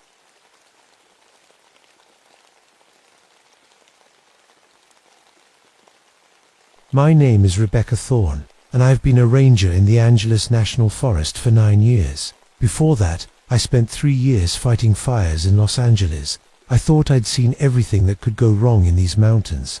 I was wrong. It was September 1992, and the weather was all kinds of strange. Instead of the usual dry heat, cold fog rolled in from the coast every morning, making the pine trees look like ghosts. The marine layer was so thick you could barely see 20 feet ahead on the trails. Perfect conditions for people to get lost, which is exactly what started happening. I specialized in backcountry patrol, the deep wilderness areas where cell phones didn't work and help was hours away. Most of my job was pretty routine, checking on campers, helping lost hikers find their way back to the main trails, making sure people weren't doing anything stupid with campfires. The San Gabriel Mountains might be only 25 miles from downtown LA, but out here in the chaparral and pine forest, you could die just as easily as anywhere else. The weird thing was, I kept finding abandoned camps. Not messy ones, where people had left in a hurry because of weather or wildlife. These were neat, organized camps where it looked like someone had just stepped away for a minute. Coffee still warm in the pot, sleeping bags laid out like people were planning to come back. But no people anywhere. I radioed it into headquarters each time, but my supervisor just told me to log it as abandoned property and move on. City folks get spooked easy, he said. They hear a coyote howl and suddenly they're running for their cars. But I knew the difference between spooked campers and something else. In my years fighting fires, I'd learned to trust my gut when something felt wrong. And everything about these abandoned camps felt wrong. The locals had stories. Of course, old-timers at the ranger station would talk about voidwalkers when they thought nobody was listening. Shadow people who existed between our world and somewhere else, stealing folks away into the darkness. I'd always figured that was just mountain folklore, the kind of stories people tell around campfires to scare each other. Then I started carrying an electromagnetic field detector. It was supposed to help identify areas where lightning might strike, but I noticed something strange. Every abandoned campsite showed massive M spikes, like someone had set off a huge electrical surge right in that spot. The readings didn't match anything in my training manual. What really got my attention was the electronics. Trail cameras would malfunction in certain areas, showing static or going completely black. Hikers complained that their radios picked up voices from decades ago, old country music, weather reports from the 1950s, conversations in languages nobody recognized. I started keeping detailed notes of every weird incident, the temperature drops that came out of nowhere, creating frost in 90-degree weather, the spots where compasses spun like crazy, pointing everywhere and nowhere, the places where my flashlight beam seemed to bend and twist, like the light itself was being pulled somewhere else. My partner at the station, James Hawthorne, thought I was losing it. He'd been ranging these mountains for 15 years and never seen anything he couldn't explain. "You're spending too much time alone out there, Becky," he'd say. "Your imagination's running wild." Maybe he was right. Maybe I was seeing patterns where there weren't any. But I couldn't shake the feeling that something was hunting in these woods, something that didn't leave tracks or scat, or any of the normal signs that predators do. I'd lost my entire fire crew 3 years earlier in a warehouse blaze in downtown LA.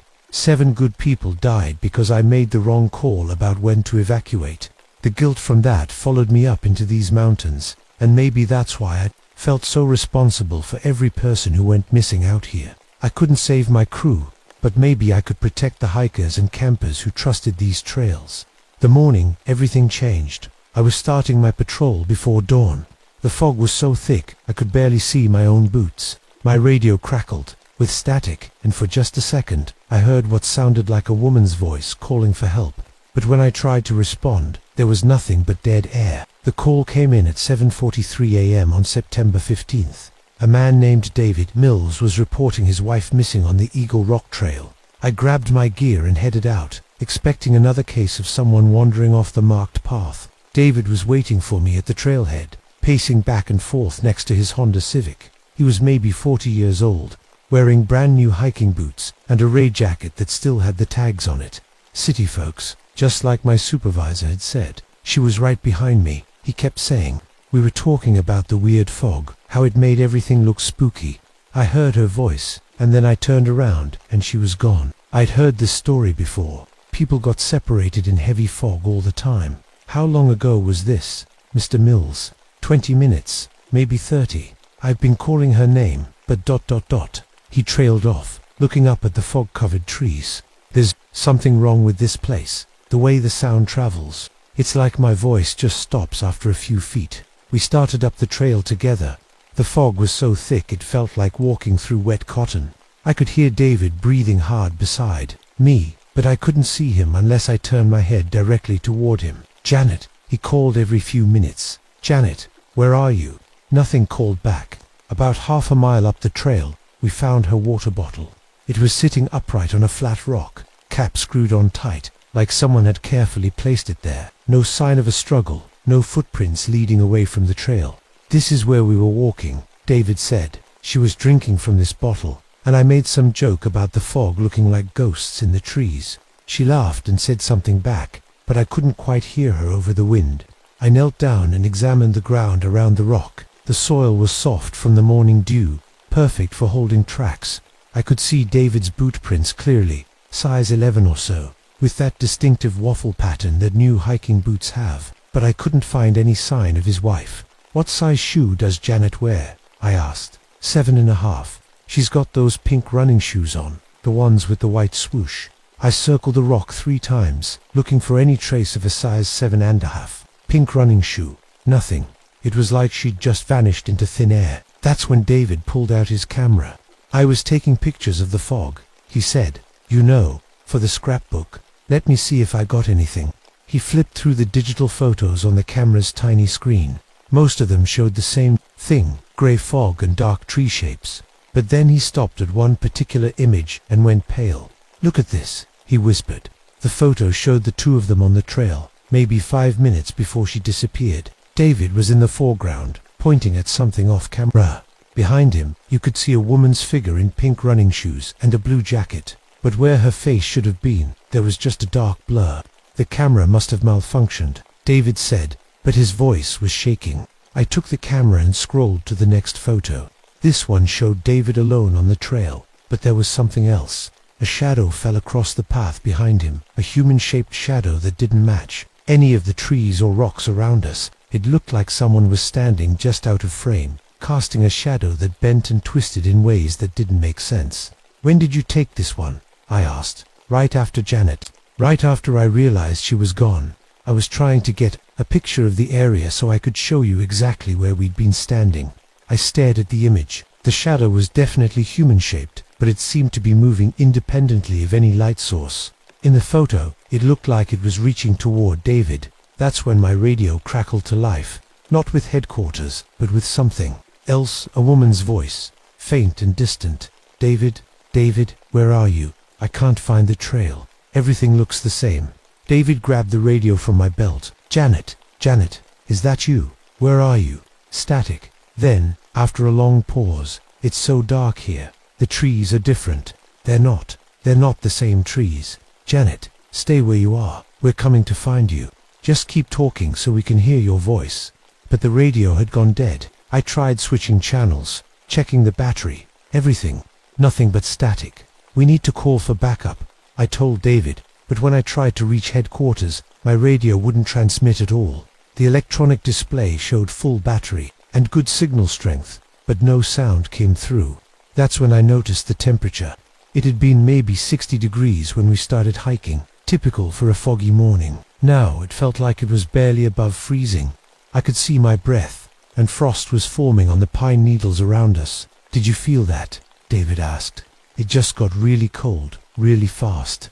I pulled out my electromagnetic field detector. The needle was jumping all over the place, showing readings that shouldn't have been possible in a natural environment. It was like standing next to a power line during a lightning storm. Mr. Mills, I said carefully, I think we need to head back to the parking area, right now. But when we turned around, the trail was gone. Where there should have been a clear path winding down through the trees, there was just more fog and forest. The trees seemed to stretch in all directions, identical and endless. That's impossible, David said. We came straight up this trail. It has to be here somewhere. I pulled out my compass. The needle spun lazily in circles, never settling on any particular direction. North, south, east, west. They all looked exactly the same. In the distance, barely audible through the fog, we heard Janet's voice again. David, I can see you. You're standing right there, but you can't see me. Why can't you see me? We both turned toward the sound, but there was nothing there but empty forest. I'd been a ranger long enough to know when a situation was going from bad to worse. David Mills was starting to panic, and I couldn't blame him. We'd been walking in circles for 2 hours, and the fog wasn't lifting like it should have by now. This is impossible, David kept saying. Trails don't just disappear. My wife doesn't just vanish into thin air. I'd radioed headquarters about the situation before we lost contact completely. Protocol said that if I didn't check in by noon, they'd send backup.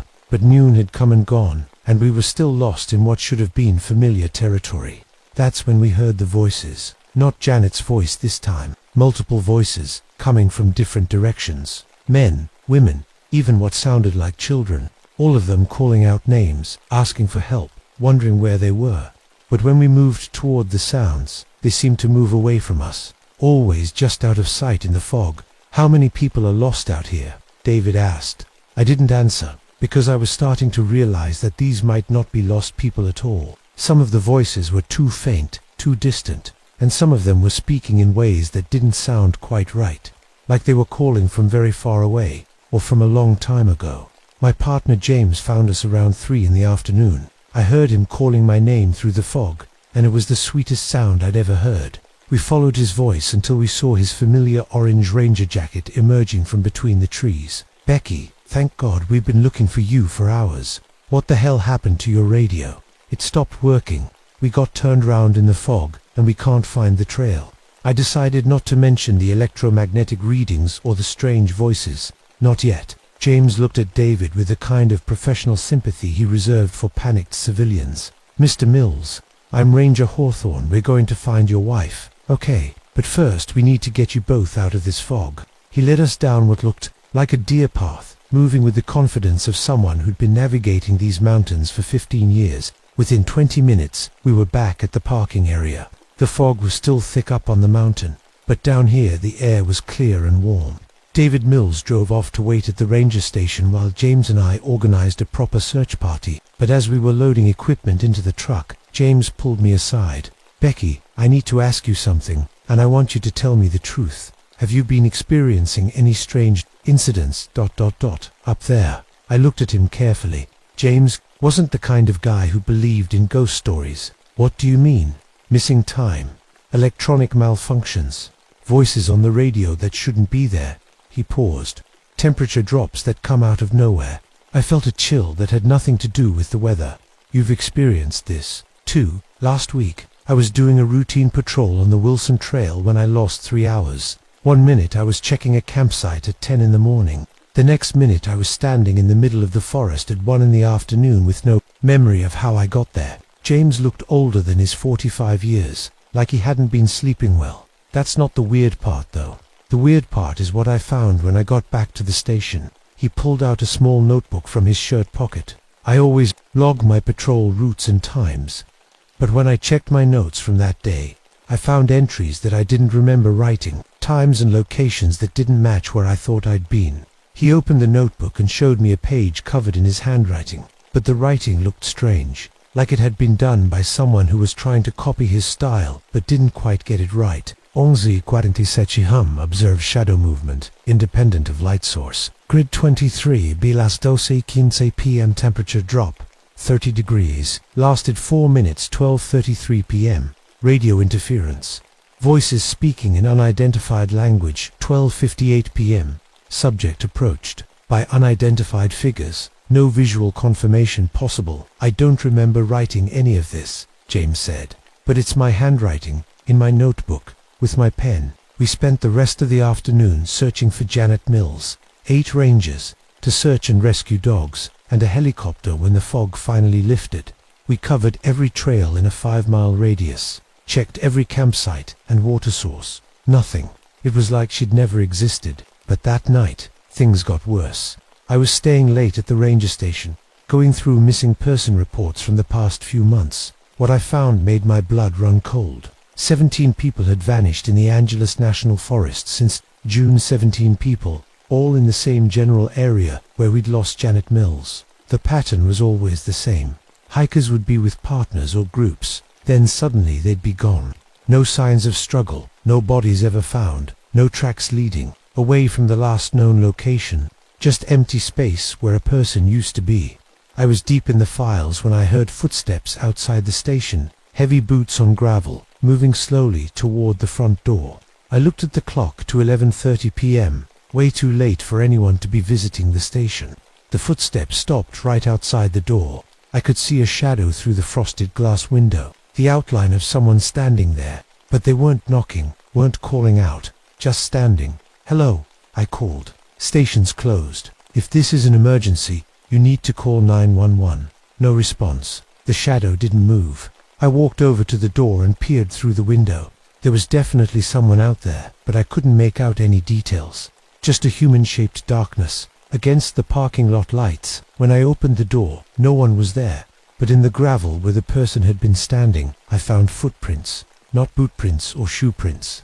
These looked like they'd been made by bare feet, but they were too deep, like whoever made them weighed much more than a normal person should. And they were cold, not just cool from the night air, but actually cold to the touch, like they'd been pressed into ice instead of gravel. I followed the prints across the parking lot. They led to the edge of the forest, then stopped abruptly. At the tree line, no more prints, no broken branches, no sign that anyone had entered the woods. But I could feel something watching me from the darkness between the trees, something that knew I was looking for it, and was looking right back at me. That's when my radio came to life, not with headquarters or any of the other rangers, with Janet Mills' voice, clear as day. "Rebecca, I can see you standing there. You're so close. Why can't you help me?" I grabbed the radio. "Janet, where are you? Can you see any landmarks?" "I'm right here. I'm standing right next to you. Can't you see me?" I spun around, looking in all directions. The parking lot was empty, except for my truck and the official ranger vehicles. Nothing else, no one else. "Janet, I can't see you. Try to describe what you see around you." "Static then. The trees are wrong. They're the same trees, but they're wrong. And there are other people here, lots of other people. They're all looking for their families, but their families can't see them anymore." The radio went dead. I tried everything, changing channels, adjusting the antenna, even switching to my backup unit. Nothing but static. But as I stood there in the empty parking lot, I could have sworn I heard voices in the forest. Dozens of voices, maybe hundreds, all of them calling out names, all of them sounding lost and desperate and afraid, all of them sounding like they were calling from very far away. The next morning, James didn't show up for work. I waited until noon, then drove to his house in La Crescenta. His wife, Carol, met me at the door with red eyes and coffee-stained clothes. "He's been acting so strange lately," she said, talking about shadows and voices, staying up all night writing in that notebook of his. Yesterday he told me he might. They have to go away for a while to fix something that went wrong. I asked to see his notebook, and what I found there made my hands shake. Page after page of entries, all in James' handwriting, but describing things that couldn't possibly be real. The shadow realm overlaps our world in specific locations. The boundary is thin in areas of high electromagnetic activity. Entities are former humans who became trapped between dimensions. They sustain themselves by pulling life force from people who cross the boundary. Time moves differently there. Minutes in our world equal days in theirs. Extended exposure causes cellular breakdown. The final entry was dated yesterday. I've been there too long. My body is breaking down at the molecular level. But I understand now how to close the portal. Someone has to take my place on the other side to maintain the barrier. Carol told me James had left the house at 4 a.m., carrying a backpack full of electronic equipment and high-powered flashlights. He'd kissed her goodbye and said, "If I don't come back, tell Becky she was right about everything." I knew where he'd gone. The same area where Janet Mills had disappeared, where all the others had vanished. Grid 23B, according to his notebook. I loaded my truck with every piece of electronic equipment I could find. Spotlights, flares, batteries, a portable generator. If James was right about the entities being weakened by light, I was going to bring enough light to blind them. The fog was already rolling in when I reached the trailhead. But this time it was different. Thicker, darker, and it seemed to be moving with purpose, instead of just drifting on the wind. As I hiked up the Eagle Rock Trail, the fog formed shapes, human shapes that walked alongside me for a few steps before dissolving back into mist. I found James at the exact spot where Janet Mills had disappeared. He was sitting on the flat rock where we'd found her water bottle, and he looked like he'd aged 20 years overnight. His hair was completely grey. His face was lined with deep wrinkles, and his hands shook like an old man's.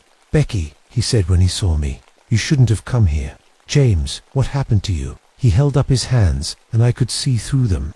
Not completely, but like he was fading away, becoming translucent. I've been crossing back and forth, trying to understand how it works. Each time I come back, I'm a little less solid. Behind him, the air began to shimmer like heat waves rising from summer pavement. But instead of heat distortion, this was something else. Reality itself was bending, creating a window into somewhere else. Through the window, I could see another version of the forest. The trees were the same, but they were made of shadow instead of wood. The ground was the same, but it absorbed light instead of reflecting it. And standing among the shadow trees were people, dozens of them, maybe hundreds, all of them looking lost and afraid and desperate. "That's where they are," James said. "Janet Mills and all the others. They're trapped in the shadow realm, in the spaces between our world and somewhere else." As I watched, some of the shadow people began moving toward the window. They pressed against it like they were pressing against glass, and I could hear their voices faintly, calling out names, begging for help. "We have to get them out," I said. James shook his head. "The portal is unstable. Every time someone crosses over, it gets a little bigger. If it keeps growing, the shadow realm will start bleeding into our world permanently." That's when I saw it. The thing that had been taking people emerged from the shadow forest like darkness given form, roughly human-shaped but wrong in every detail, too tall, too thin, with arms that bent in places where arms shouldn't bend, where its face should have been. There was just empty space that seemed to pull light into it. "It feeds on life force," James whispered. "Every person it takes makes it stronger, and it's been feeding for a long time." The entity noticed us watching and began moving toward the portal. As it got closer, the temperature dropped so fast that frost formed on the trees around us. My flashlight beam bent and twisted, pulled toward the creature like it was a black hole made of hungry darkness. "James, we need to run." But James was already standing up, pulling equipment from his backpack, flares, spotlights, a car battery with jumper cables attached. "I figured out how to close it," he said. "But someone has to stay on the other side to maintain the seal." The entity reached the portal. One of its impossible arms stretched through the window between worlds, reaching for us. Where it touched our reality, plants withered and died instantly. James lit 3 road flares and threw them at the creature. The intense light caused it to recoil, making a sound like wind through empty spaces. "Light hurts them," he said, "but only intense, artificial light. Sunlight doesn't work, it has to be electric. I set up the portable spotlight and aimed it at the portal. The beam cut through the shadow realm like a sword, and the trapped people moved away from it, deeper, into the darkness. They're afraid of the light too, I realized. No, James said, connecting the car battery to a powerful halogen work light. They're not afraid of it. They're protecting themselves from it. Light is poison to anything that exists in the shadow realm, even the people who are trapped there. The entity was adapting, learning to avoid the light beams. It moved around the edges of the portal, looking for a way to reach us without getting burned. And it was getting smarter, using the electromagnetic field to turn our own equipment against us. My radio came to life with a sound like screaming static. The battery in my flashlight overheated and exploded. Even the car battery began sparking and smoking. It's overloading everything, James said. We don't have much time. He grabbed the jumper cables and looked at me with eyes that were already more ghost than human. Tell Carol I love her, and tell headquarters to install high-intensity lighting on all the trails, motion sensors, solar-powered, as bright as they can make them. James, no, but he was already stepping toward the portal, carrying the live electrical cables. Someone has to close it from the other side, and I'm already halfway gone anyway. The entity sensed what he was planning and lunged toward him, but James dove through the portal at the last second, disappearing into the shadow realm. For a moment, I could see him on the other side, touching the electrical cables to something that looked like a massive shadow tree. The portal began to collapse with a sound like reality tearing. The entity let out a shriek that I felt in my bones, then was sucked back into the shadow realm as the window between worlds snapped shut. The sudden silence was deafening. No more voices, no more electromagnetic interference, no more impossible, cold, just normal forest sounds, birds, wind in the trees, my own ragged breathing. But James was gone, and so were all the people who'd been trapped in the shadow realm. The official report blamed the disappearances on unusual weather conditions. Unseasonably heavy fog, combined with Santa Ana wind patterns, had created localized atmospheric distortions that caused disorientation and hallucinations. People got lost, wandered off cliffs, or died of exposure, and their bodies were carried away by wildlife. It was a neat explanation that satisfied the bureaucrats and the insurance companies. The families of the missing people weren't as easily convinced, but without bodies or evidence, there wasn't much they could do except grieve and wonder. I kept my mouth shut about what really happened. Who would believe me? Shadow realms and dimensional portals sounded like something out of a bad science fiction movie, not a ranger's incident report. But I made sure that section of the forest got the lighting upgrade it needed. I filed dozens of safety reports, citing the unusual number of accidents and disappearances in that area. I pulled every string I had, called in every favor, and made myself such a pain in the ass that headquarters finally approved that the installation of motion sensor light systems along all the major trails, high-intensity, solar-powered LED spotlights, bright enough to blind you if you looked directly at them. The kind of artificial light that James had said would hurt anything from the shadow realm. The disappearances stopped after that. Oh, we still got the occasional lost hiker or camping accident, but nothing like the systematic vanishing that had been happening before. The electromagnetic anomalies faded away, and the electronics worked normally again. But I kept carrying industrial-strength flashlights on my patrols, and I kept monitoring the EM readings in that area, watching for any sign that the portal might be trying to reopen. Sometimes, on foggy mornings, I thought I could hear voices in the forest. Distant, faint, like people calling from very far away. But when I followed the sounds, I never found anyone. Just empty trails and normal forest sounds.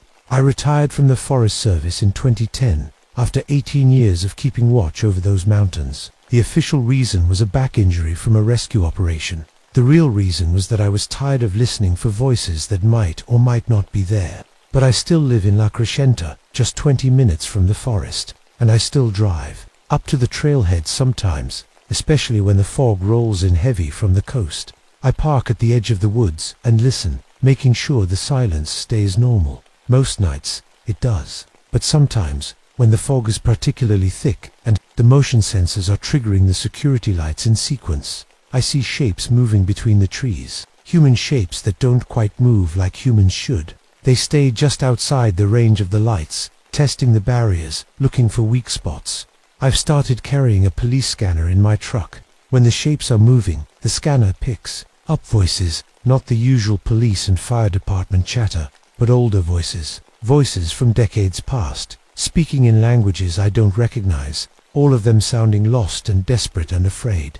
And sometimes, just sometimes, I hear James' voice among them. He's still out there, still keeping watch from the other side, still making sure the portal stays closed.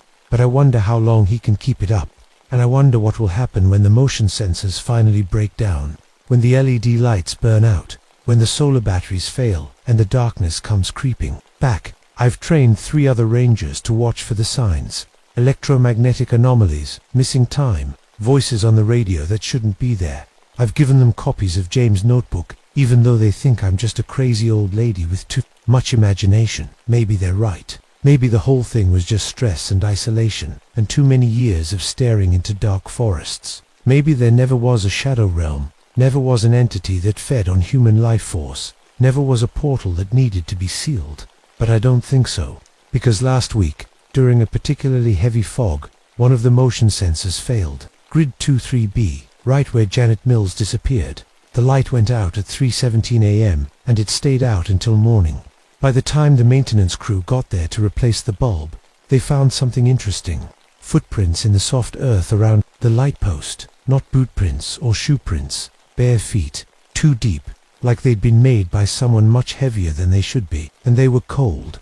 I've put in a work order for backup lighting in that area. Double redundancy, battery backup, everything I can think of, but I know it's not enough. It's never going to be enough, because the things in the shadow realm are patient. They've been waiting for decades, maybe centuries. They can wait a little longer, but eventually the lights will fail, the barriers will weaken, and when they do, the hungry darkness will come creeping back into our world, looking for more people to feed on. I just hope someone will be watching when it happens, someone who knows the signs, who carries the right equipment, who understands that some hungers can never be satisfied, someone who remembers that the space between the trees is not always empty. My name is Rebecca Thorne, and this is what really happened in the Angeles National Forest in September 1992. I'm telling you this story because you need to know, because someone needs to keep watching, because the shadows are always listening, and they're always hungry.